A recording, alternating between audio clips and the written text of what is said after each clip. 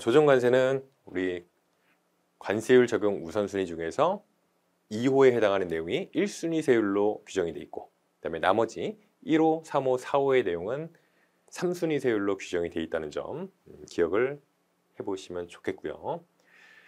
어떤 정책적인 목적으로 부과하는 목적의 관세입니다. 그래서 여기서는 부과 사유가 중요하고요. 그 다음에 조정관세 부과 범위예요. 잘 보시면은 이 텍스트로 표현되어 있는 부분을 100분의 100에서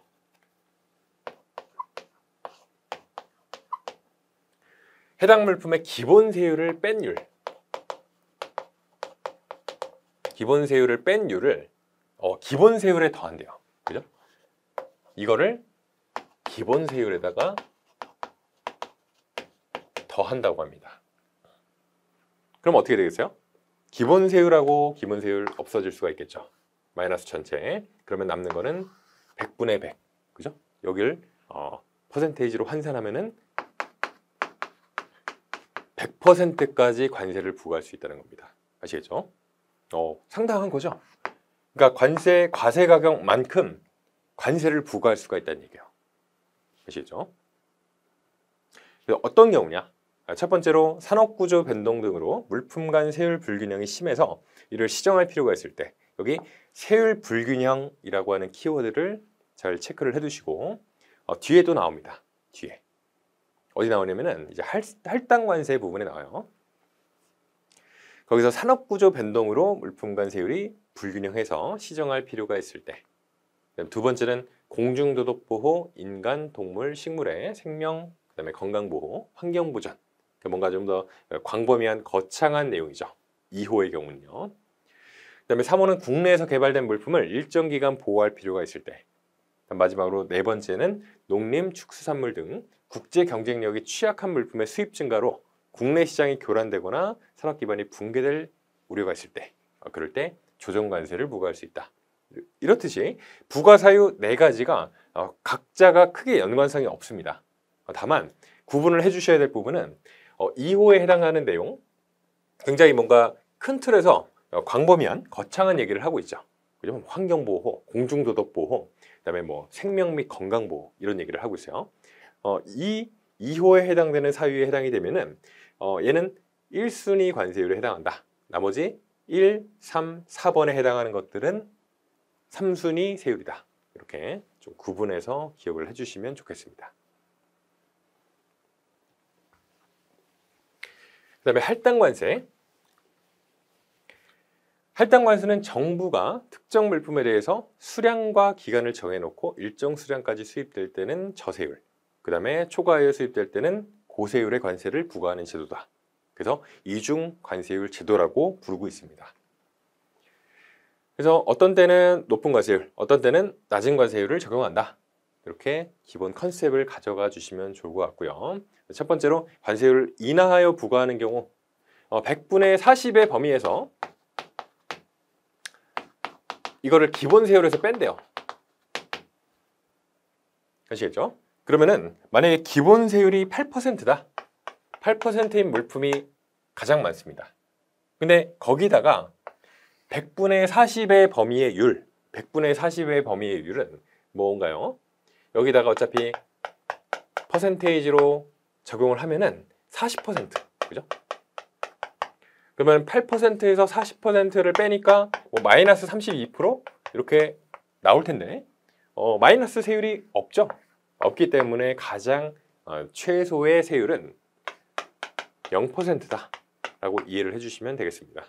아시겠죠? 그래서 관세율을 인하하여 부과하는 경우는 최대 0%까지 적용할 수가 있다. 어떨 때요? 특정 물품의 수입을 촉진할 필요가 있을 때, 예를 들어서 국내산 물품을 쓰는 거는 굉장히 좋죠. 바람직합니다. 국내 산업 보호 측면에서도 좋고요.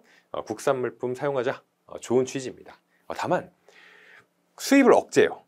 그로 인해 가지고 국내 생산자들이 이때다 싶어 가지고 가격을 이제 담합해서 굉장히 높은 가격으로 책정을 합니다.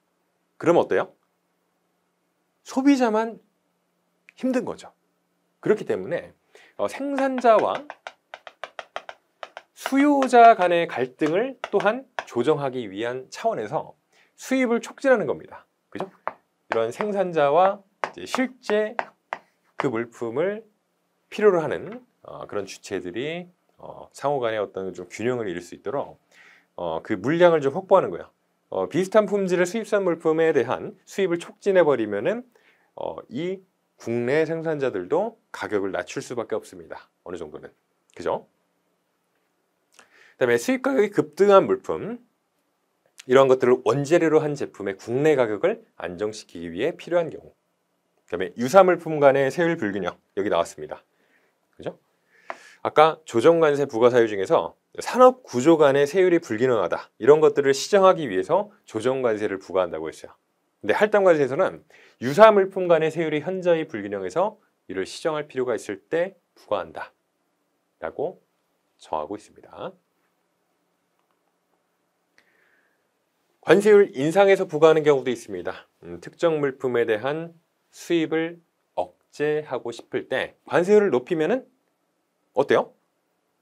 세금 무서워가지고 수입을 덜 하는 거죠. 그렇기 때문에 수입이 억제되고, 그 다음에 수입산 물품에 대한 국내 재고가, 그죠? 점유율이 감소하게 되는 효과가 있다. 그죠? 그래서 이런 관세율 제도를 융통성 있게 조절하면서 생산자와 수요자 그리고 소비자 간의 어떤 균형을 유지해주는 제도다라고 이해를 하시면 되겠습니다. 그다음에 계절관세. 계절관세라고 하는 것은 수입산 과일과 그다음에 국내산 과일이 있습니다. 요 예시를 보시면은 뭐 바나나, 그다음 파인애플, 그다음에 국내산 대표적으로 뭐 사과, 배 등이 있겠죠. 아시겠죠? 그래서 보면은 이제 국내산 과일이 생산되는 그 제철에는 수입산 과일의 수입을 억제를 하는 거예요. 조금.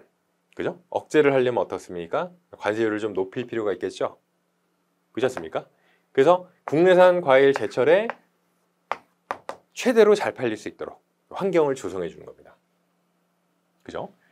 근데 반대로 국내산 과일에 대해 이제 잘 수확되지 않는 시기가 오면은 어때요? 다른 대체제가 좀 필요하죠?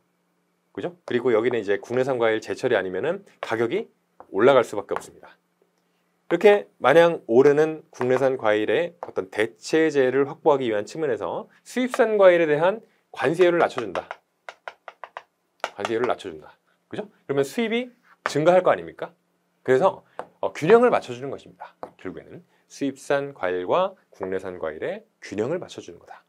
그럴 때 활용하는 것이 계절관세. 이렇게 컨셉을 잡아주시면 좋겠습니다. 그리고 부과사유 범위, 마찬가지로 이제 계절에 따라 해당 물품의 국내외 가격 차에 상당하는 율의 범위에서 기본세율보다 높게 관세를 부과하거나 100분의 40의 범위율을 기본세율에서 빼고 관세를 부과할 수 있다. 기억을 잘 해주시면 좋겠고요. 할당관세의 경우는 어떻습니까? 할당관세의 경우는 100분의 40의 범위율을 기본세율에서 빼거나 기본세율에 더해가지고 관세를 부과할 수 있었는데, 그와 내용의 차이는 기본세율보다 높게 관세를 부과하는 경우는 단순히 100분의 40의 범위가 아니고요. 해당 물품의 국내외 가격차에 상당하는 율의 범위라는 것입니다. 아시겠죠? 그런 차이를 명확하게 좀 구분을 해주시고요. 정리를 하시면 좋겠습니다.